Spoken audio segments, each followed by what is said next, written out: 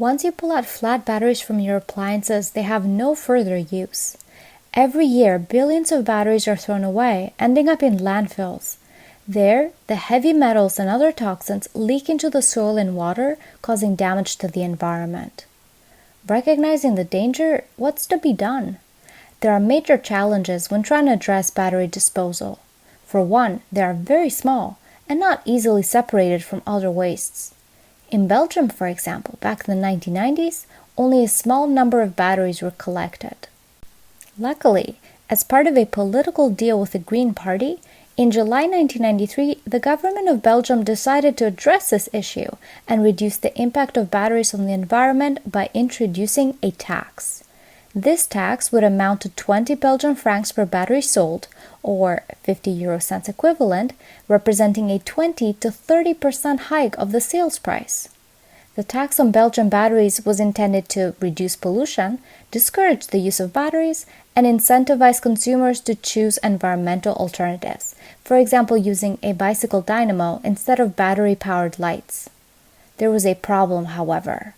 Alternatives to batteries were very limited or non-existent. Think about TV remotes or most children's toys. But wait, what about recycling? The eco-tax legislation on batteries was scheduled to come into effect in January 1994. However, after multiple negotiations with the battery industry, the tax was never implemented. The battery industry argued that the tax would be too punitive for consumers and industry alike, since abatement costs would be greater than the benefits incurred. Instead, a new agreement was reached. A voluntary collection and recycling scheme was set up for all batteries to be financed by the battery industry itself. To facilitate the process, a non-profit organization was created named BBAT to oversee the collection and recycling of all batteries in all 3 regions of Belgium. Approximately 20,000 collection boxes were placed in shops and public places. To motivate consumers, a media campaign to raise awareness and provide education about the new collection system was also launched. The agreement was signed for a period of 5 years, establishing yearly target percentages for the collection and recycling of batteries.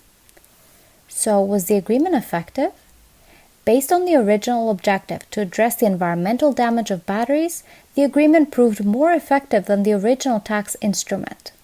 In 2000, almost 70% of used batteries were collected, and according to BBAT, the system consistently achieves return rates of over 50% in the past decade, surpassing EU standards. Furthermore, unlike a Pigouvian tax, the eco-tax targeted consumer behavior. Had it been implemented, the tax would have punished battery consumers without actually reducing any of the relevant pollution. Without a viable substitute, consumers would have incurred annual costs totaling 1.5 billion Belgian francs, or 37 million euros. So it worked? First, as a result of the agreement, battery collection rates increased by 30% within a 4-year period.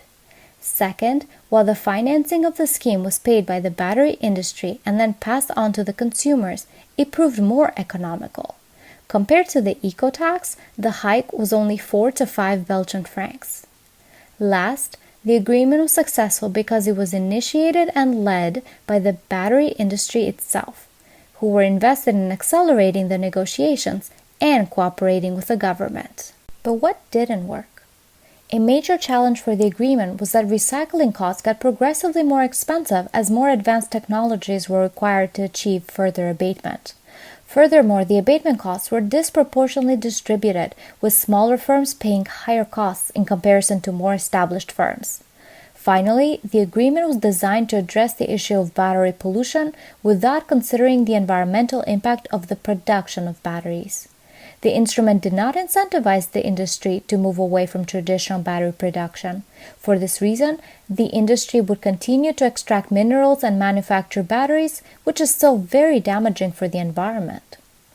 In conclusion, we can say that Belgium was a battery pioneer. Through cooperation with industry, it was able to establish a comprehensive measure that induced not only consumer behavioral change, but also addressed the challenge of battery disposal.